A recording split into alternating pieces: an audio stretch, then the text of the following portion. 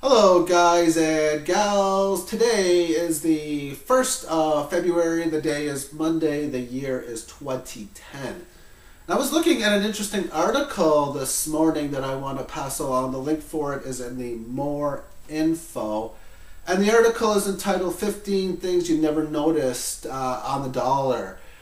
And I found it a very interesting article. I want to talk about the basics that is on the start of the article. The basics, how much is a dollar worth? And I'm going to read the article now. The question seems simple, but the answer is quite complex. Since 1973, the dollar bill has had no value tied to it. You cannot trade a dollar to the government directly for gold, silver, or any other commodity. The value of a nation's currency is related to the decree by the government that the dollar is legal tender for all debts. This means if someone attempts to pay a debt using dollars, the person being paid must accept the money or the law no longer recognizes the debt. This is important enough that the phrase is printed on every bill the government creates. And there's a little bit more on the first section, but what I want to do first is go over the first paragraph and just go through it line by line and try to make some sense of it. And the first sentence was that the question seems simple, but the answer is quite complex. I'm going to have to agree with this line 100%. In fact, it was so complex that in this article, they didn't mention how money is created. They did mention that it was, and they didn't mention the fundamentals that is tied within the creation of the money supply and how it moves around. Next thing they said was since 1973, the dollar has had no value to it, or no value tied to it anyway. And I'm going to have to agree with this line again. Sort of. I mean, since 1987 and 1995, it hasn't had value tied to it either. And I'm saying that because it was 1971 when former President Nixon went off of the gold standard. And even before then, we were most likely not even on it anyway. After all, in 1964, the circulated coins in the United States of dimes and quarters went off of silver and into cheaper metals. And then they said that you could not buy gold, silver, or any other commodity exactly with the dollar from the government. Well, when the government takes over General Motors and a car is actually a commodity, I think you can. And the government will sell you gold and silver from their own mint. So yes, they will sell it to you directly, but you know what? They're sort of right the way they say it, meaning that you can't put in a X amount of dollars and always get the X amount of gold and silver back. That is true because of how our COMEX market works, how our Forex market works. We have to play a little game like that. So I'll give them credit for that point of view. And then they say the value of the nation's currency is related to the dollar being a legal tender for all debts. When you used to have a dollar bill, it used to say that it was a silver certificate, meaning you could take that dollar bill and get a silver coin for it. And then they decided to change it that it is a legal tender. And it also said that if someone wants to pay a debt with dollars, that the rule, I guess, happens to be that they either got to accept the dollars as a payment for debt or the debt is no longer available to us. Maybe that can work for us later on as debts continue to get higher and higher and people lose faith in the dollar. Maybe people will, the debts will just get destroyed. At least that makes sense based on reading that line.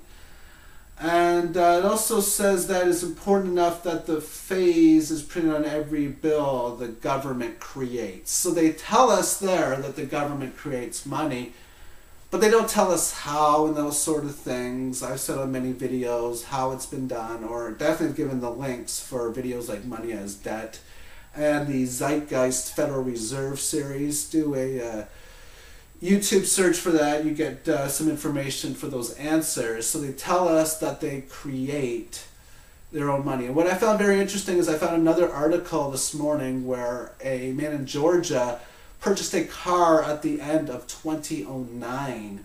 And then he found out there was $200,000 of counterfeit money into the car. And this is a number figure where it starts to get big to be newsworthy and on a heavy criminal case. It was not that long ago where the government printed off over $1 trillion on bailout money for the banks to save them. And what I find very interesting is they printed this money out of thin air, sort of like the same other people who make this counterfeit money print it out of thin air. Very, very interesting, I must state. And if we take $1 trillion and we divide it by that $200,000 that was in the article, you will get a number of 5 million. And what that means is you need 5 million sets of $200,000 to make $1 trillion. That's how big $1 trillion is. And some people even state that the bailouts were like $3-4 trillion, maybe even higher, which means that you may need well over 10 million sets of $200,000 to cover that. And I guess when we create that counterfeit money, it becomes criminal, it becomes wrong, but when they do it, it becomes law. Moving on to the second paragraph of how much a dollar is worth, it states, it is also vital for the nation's citizens to agree that the bills have face value, or the bills have value.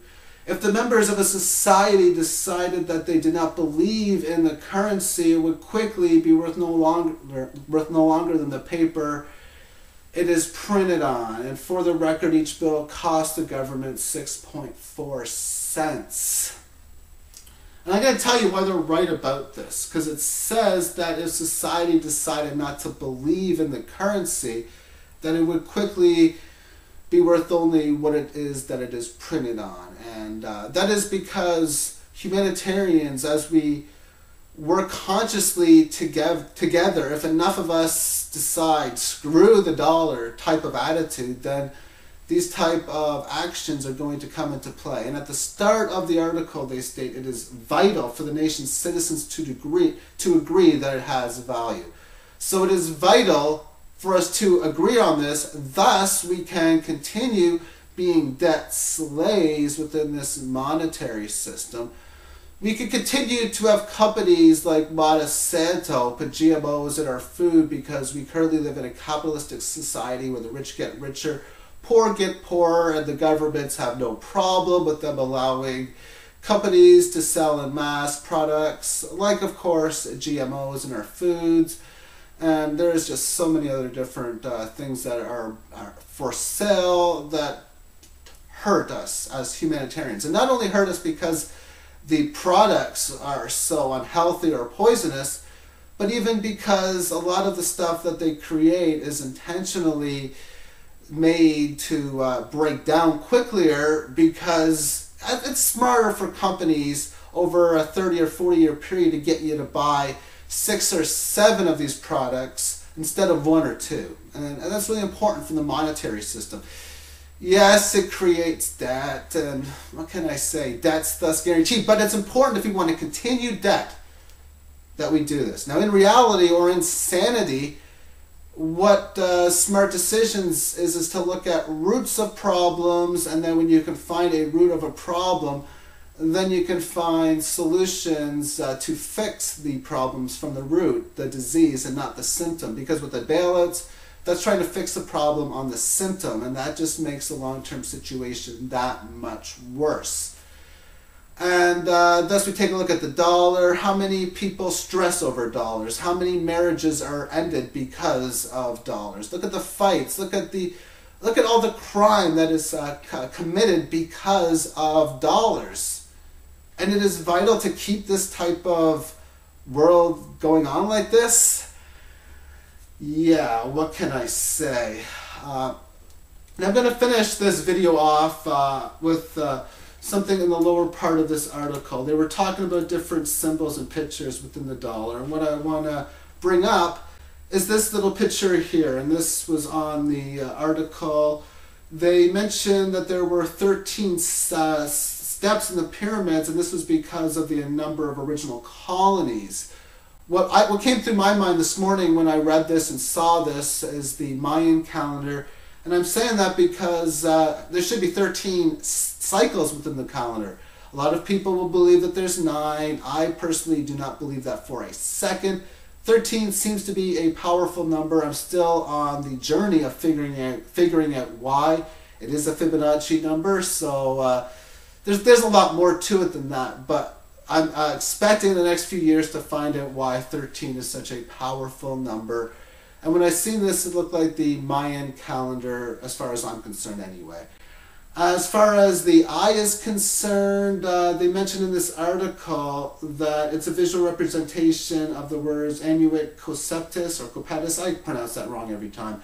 And it reinforces the founder's notion that God looked upon the endeavor of the new nation with favor. Many theorists mistakenly believe the symbolism is the eye related to the Freemasons, a secret society whose members believed they were under the careful scrutiny of God.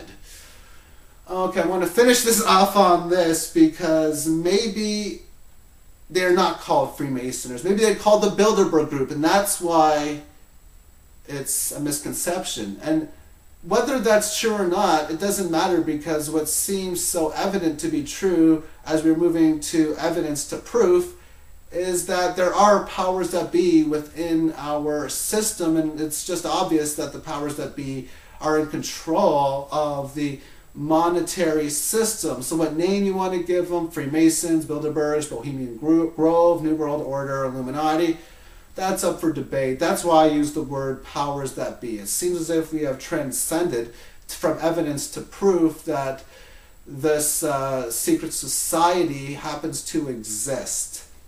After all, it was Jim Cramer that recently said that the Illuminati, they're not so bad. And what I found interesting about that line was, obviously he's not saying, oh, they're good, or they're a little bit good. He's saying that they're bad, but they're not so bad, which I find true. And I'm saying that because if they were 100% evil or majorly evil, it would be worse than the cruelty that we had 2,000 years ago, and for that matter, even a few hundred years ago.